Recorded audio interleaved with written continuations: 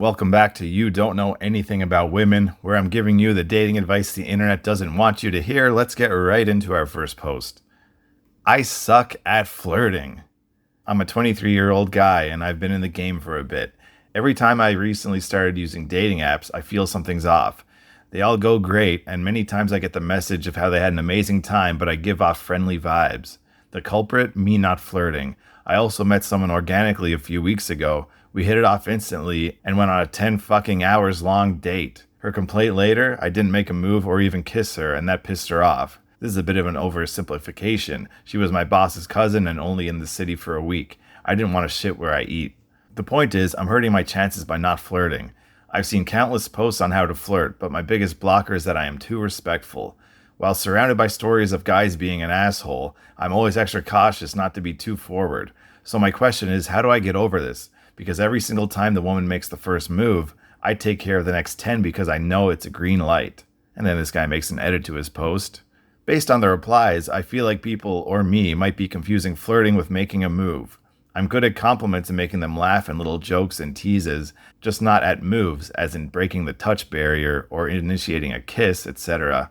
And that too mostly because of the mental block. If it's true, it's pretty funny that this girl told him after a 10-hour date that she was pissed that he didn't make a move on her. I don't think girls come out and say that directly very often. But considering she was in town for just 1 week, I've noticed, of course, that girls who are traveling somewhere are just kind of way more horny. So she might have just wanted to get laid in this week trip. And okay, maybe she got pissed that this guy wasn't able to provide that to her. One of the things that stands out to me in this post is that he says he's surrounded by stories of guys being an asshole. I think maybe I used to think this way when I was a lot younger too. Like you kind of equate guys that are confident and will actually make moves on girls and get girls as being an asshole. And maybe this guy doesn't want to think of himself as an asshole, so he's being extra cautious and doesn't want to make the move. But you got to stop thinking like that. I think that's the biggest problem here. Be the asshole. It doesn't matter.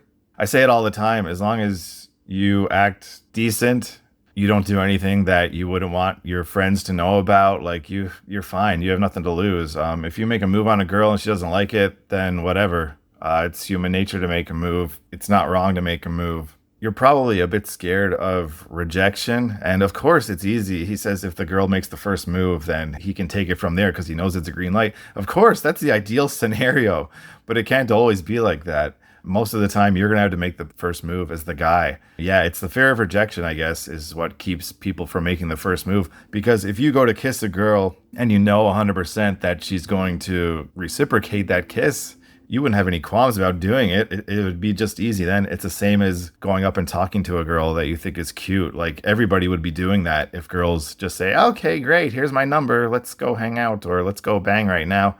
It's the fear of rejection that stops you from doing it. So even though this guy doesn't seem like totally clueless when it comes to women, it seems like he gets some dates, and based on some of the comments that he's posted as well, it just seems like he's scared of rejection and being the asshole. So don't worry about being the asshole. You're probably reading the internet and read it too much if you think that. And yeah, just do what you need to do to get where you want to go. So you want to bang this girl, whatever. Kissing is usually a step that you have to take to get there. It happens to me all the time. Even I'm nervous, like when I go for the first kiss, because it's like, fuck, is this going to work out or not? And it's such a huge relief when she reciprocates that kiss. You're like, oh, okay, great. It's on from here. It's like going from no kiss to kiss is harder than going from kiss to sex. Like it's on. You got to go. You got to make that kiss, make that move. I want to also read some of the comments that he's been told here because I think they're ridiculous. This one guy saying physical touch is also huge. Okay. If she doesn't like that, you'll probably be able to tell from her body language. You can escalate from there. And if you don't know how she's feeling, asking, is this okay? Is always a good option. No, it's not a good option. Anyone who asks, is this okay? That's so fucking stupid. I think I have some posts coming up, and probably in past episodes too, about this whole like fucking asking the girl if it's okay.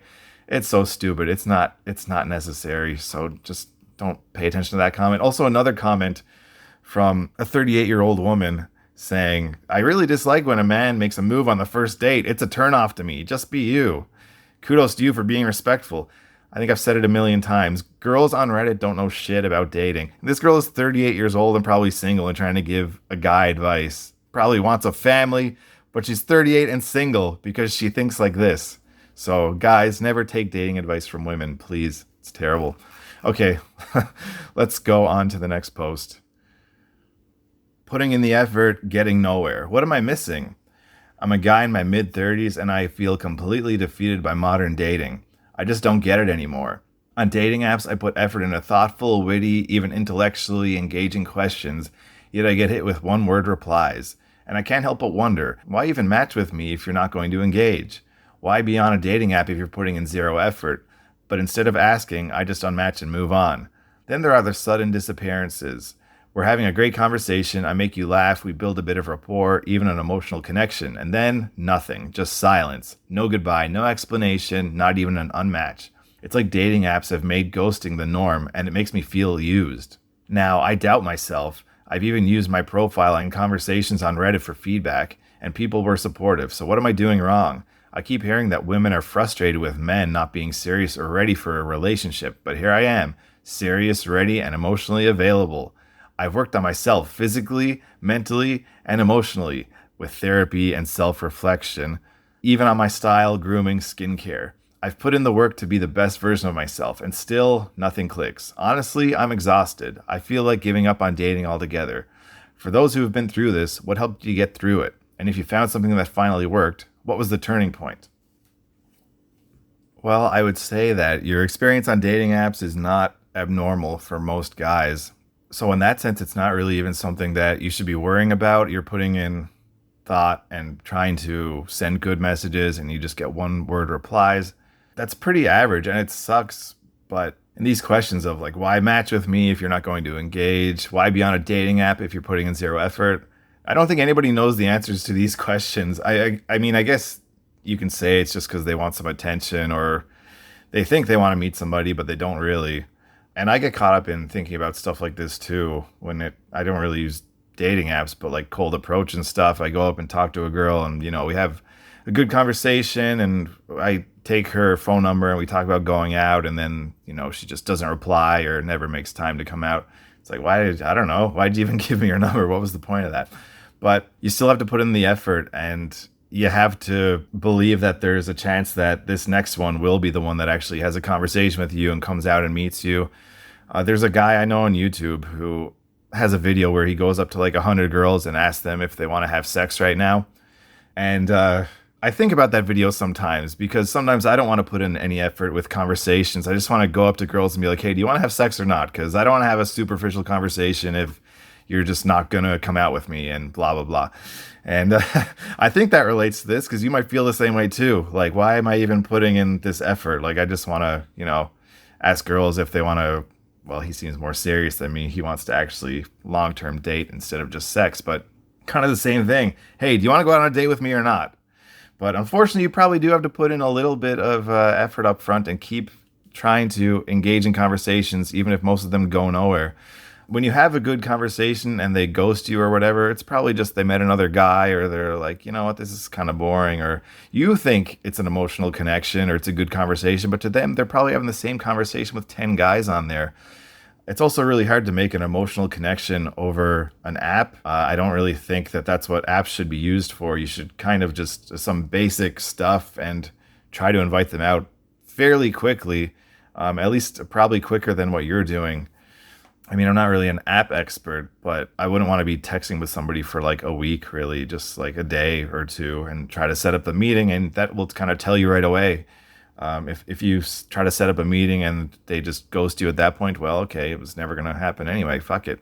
Or if they say, yeah, okay, I'm busy that day, but let's go out like this day instead. Okay, that sounds good too.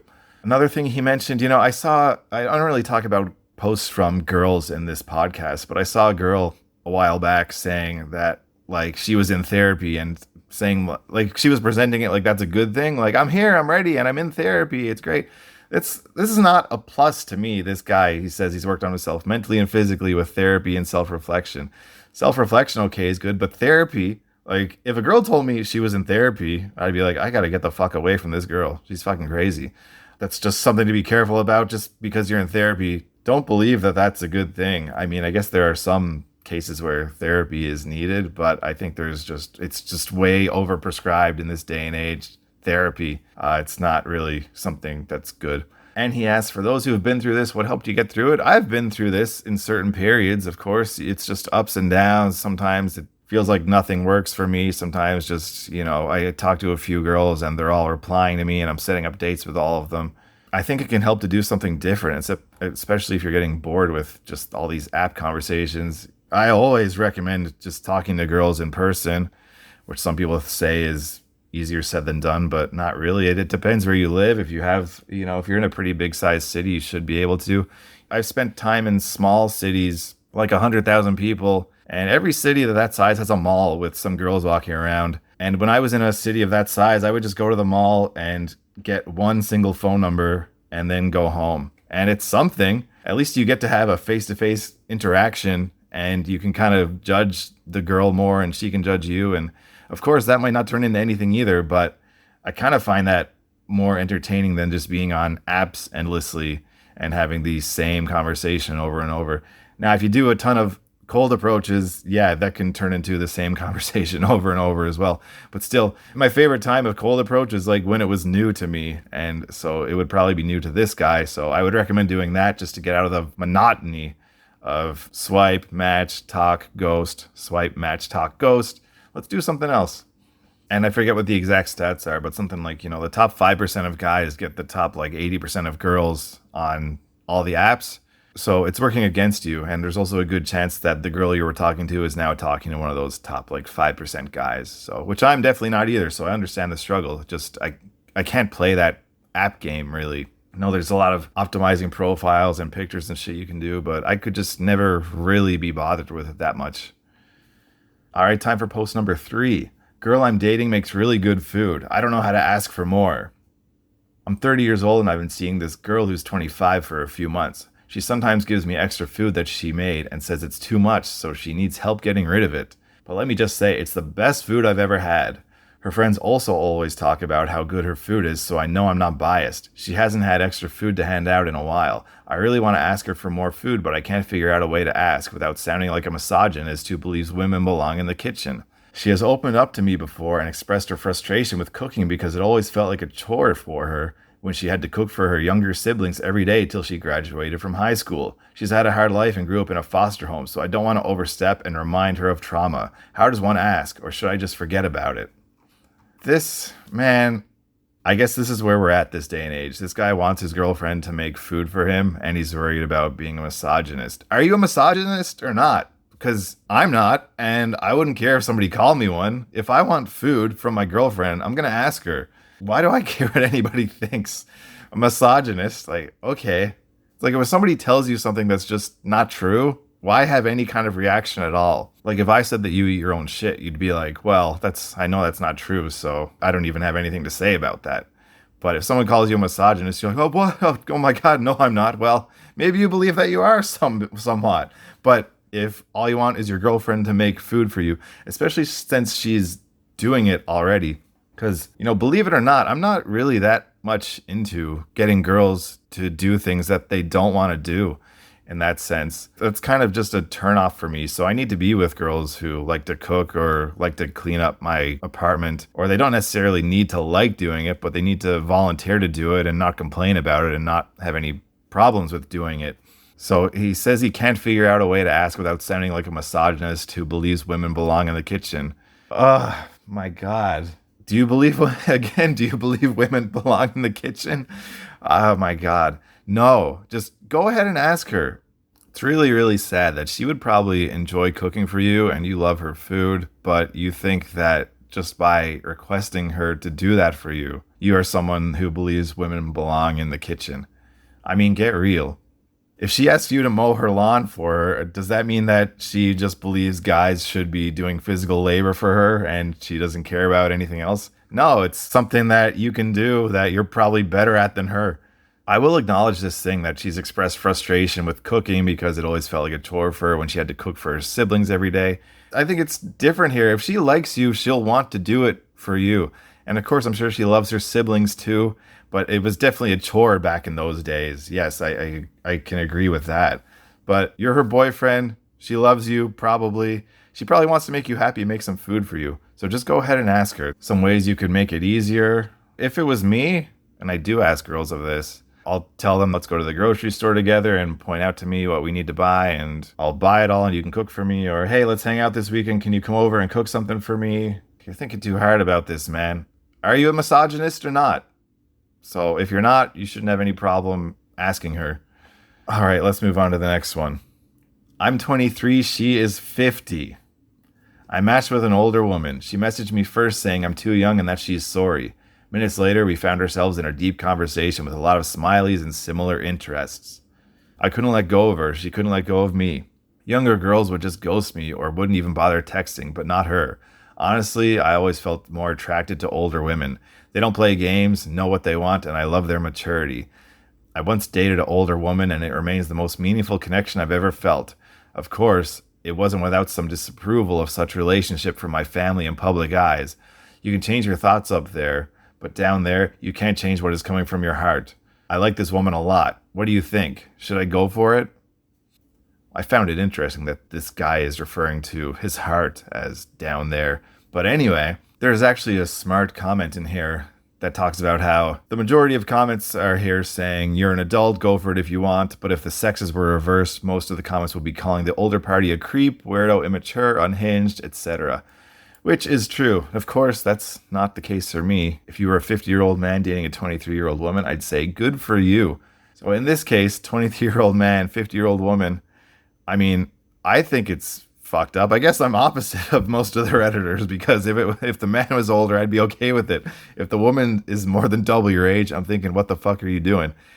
And that is what I'm thinking, but I mean, what can I say? There's nothing going on here that's like wrong. If you like older women, I guess Godspeed, sir, if you like them that much older. There's a couple of things you should be considering, like you're 23, maybe you'll want a family at some point. A 50-year-old is not going to give you that now. So, especially when you want a family in like 7 or 8 years, then it's not happening then either. That ship has already sailed. And now maybe it's a little bit fun. Maybe she's a young 50, if that exists. But what happens when you're 35 and she's 62? Like, is this really what you want to be dealing with? I mean, if you want some short-term fun, then okay. Because I don't really know what you imply by saying, should I go for it? You can keep her around and, my God, bang her if that's something that you want to do. And keep her there, keep her around, keep meeting her. But if you want to be doing some real, actual dating, I don't know what your goals are if you're looking for, like, someone to become your wife or if you're just trying to meet and bang some girls. But you can keep her around and you can still keep meeting other girls as well. If you were my friend, I would say that you're fucked in the head for wanting to date a girl who's more than double your age. But if it makes you happy, then what can I or anyone else say? I don't like that he says younger girls would just ghost me or wouldn't even bother texting.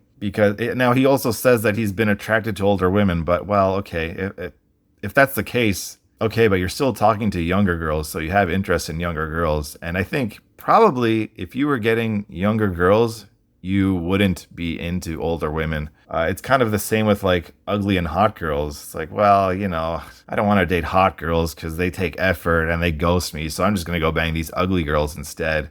You should go after what you want. So is an older woman really what you want? Think about that. That's really all I can say.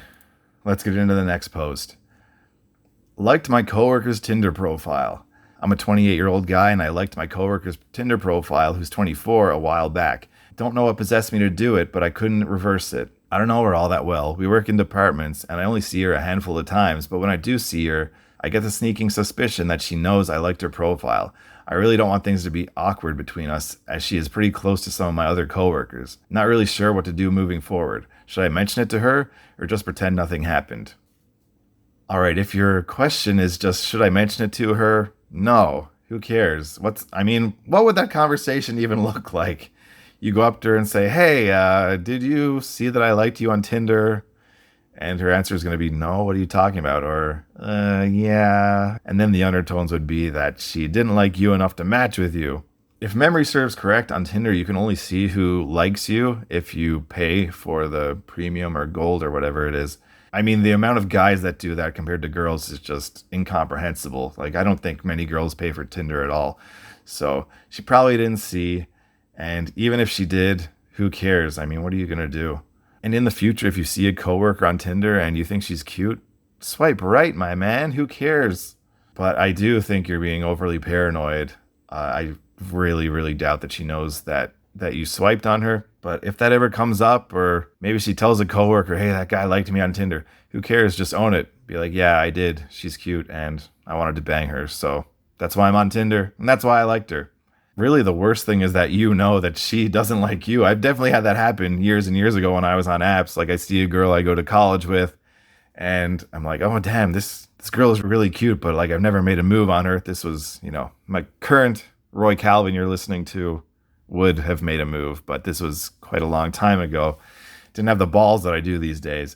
So I was like, "Oh, wow, there's this girl from my class who's on Tinder. I want to swipe right on her. Maybe she'll like me." And then, of course, she doesn't match with me. And it's like, "Ah, shit. I know that she saw me on Tinder probably, and she doesn't really like me like that." So don't worry about it. Move on. And yeah, if you see another girl that you work with, just swipe right on her. Who cares? Okay, we've got one final quick post for this episode.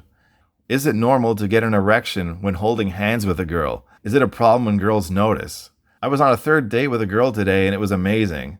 During our date, we were walking around the park and I got an erection. It's kind of hard to explain, but the erection wasn't very noticeable, but I was a little worried that maybe she would notice. I'm not looking to have sex with her at all during this stage of dating. I just want to get to know her. This post brings back a whole lot of PTSD for me. Not really trauma, but I just remember my first kisses at like, 12 and 13 years old. I think I remember my very first one. And yeah, just I got such a hard erection immediately. And we're just like outside on the side of my friend's house, or I think there was like a group of like five of us. I don't know. And they, "Oh, come on, you guys should kiss." And we did. And yeah, I think I was wearing like, how would you describe them? Like kind of like track pants, or like, I like a jean material. If I'm trying to hide an erection, it's kind of a stiff material, so it can kind of counteract the stiffness of your penis. So I don't know. I guess I was new to erections, or I guess I had them before, but not in this context. And like, I just felt it stick out so far, and I'm like, "Oh my god, everyone must be able to see this." And I think I don't even know what happened, but I just remember like trying to like walk away and hide a little bit, just not stealthily at all. I don't know, they probably knew what was going on, but I was just trying to walk away and act like I was shy or something so that they wouldn't be able to see it. I don't even know if it was visible, but it really felt like it. I also remember another early kiss for me, which came underwater at a public swimming pool. I think it was the same girl. This was like my first girlfriend, if you want to consider her that, at like, 12 years old. And it was probably around about the same group of friends, and they were telling us to like go kiss underwater. And I remember again, I just got like a huge erection right away.